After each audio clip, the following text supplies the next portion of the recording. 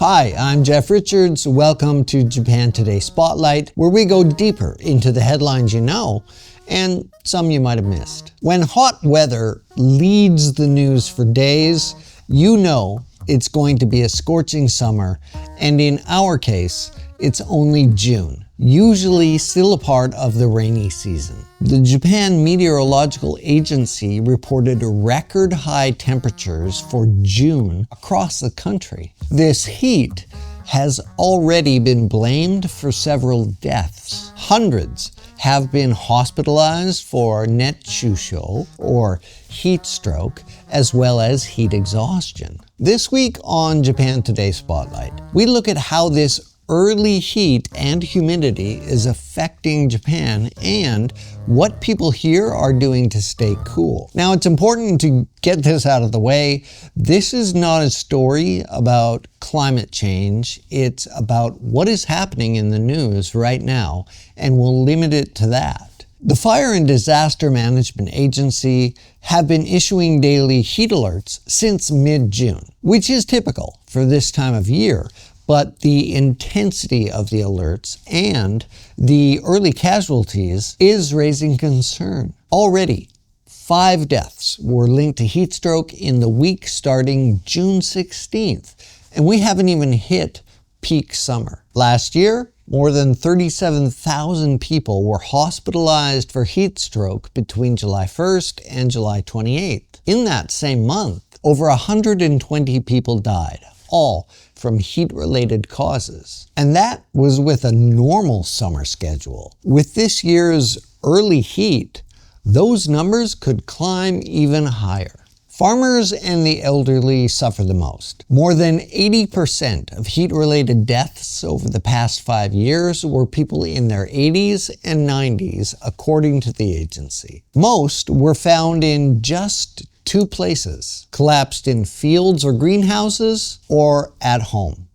alone, and with the air conditioner turned off. For elderly farmers, working in the heat is hard to avoid. Nearly 1 million people, mostly in their 70s, 80s, even 90s, are still farming for a living in Japan. That number, ages especially, is still surprising, and yet every year it's the same story on Japan Today. Someone found collapsed beside their crops. Many start at 5:30 in the morning, break during the hottest hours, and then return around 3:30 in the afternoon. It's a routine, but it's not one built for these extreme temperatures. The elderly people at home, why aren't they using the AC? Some Japanese people think air conditioning is just bad for their health.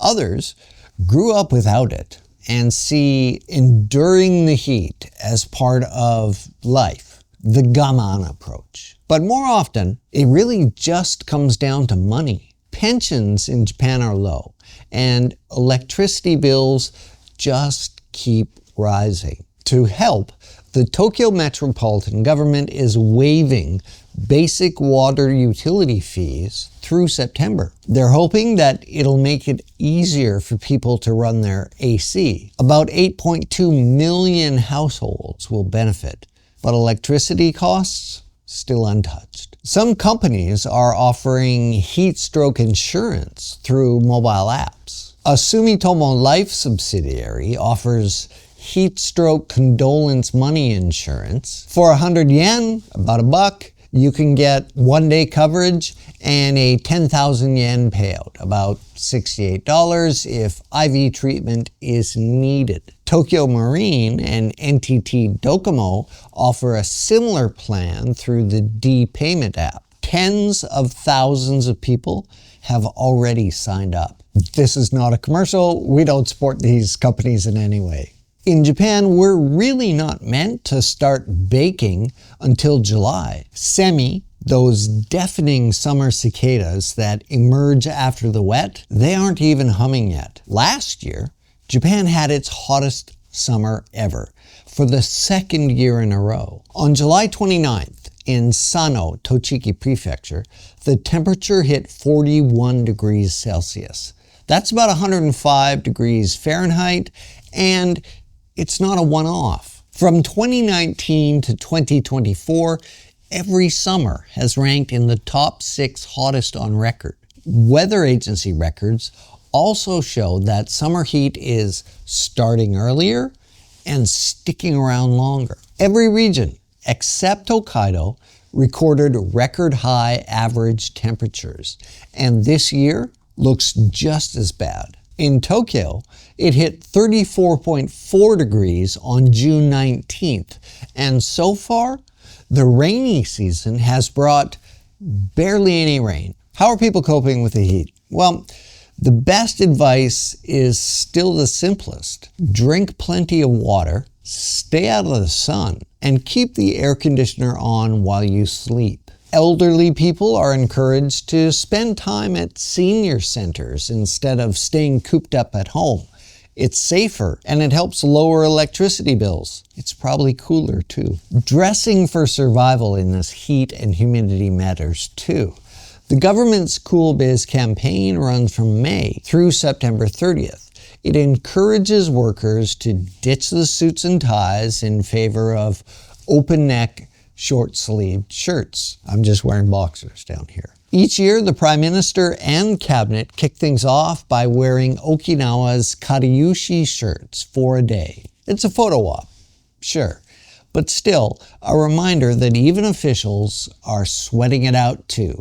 Hard at work for your tax dollars. Out on the streets, as you may have noticed if you're here or have visited Japan in the summer, small battery-operated handheld fans and parasols are all the rage, especially among women. Out of necessity, others, like maintenance and construction workers who are outside, go even further, wearing fan-powered jackets, shirt-back aerosol sprays, and USB neck coolers. Some work sites even employ smartwatch technology. It measures heat, humidity, sweat loss, and then sends alert to these workers to take a break or cool down and hydrate. Some commercial buildings are now equipped with AI-based temperature monitors and smart mist systems that adjust based on foot traffic and ambient heat. This big heat is expected to stick around until mid-October,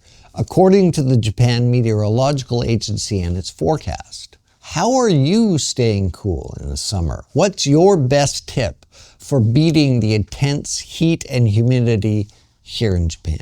Thanks for watching Japan Today Spotlight. From the Japan Today newsroom here in Tokyo, I'm Jeff Richards. See me next time.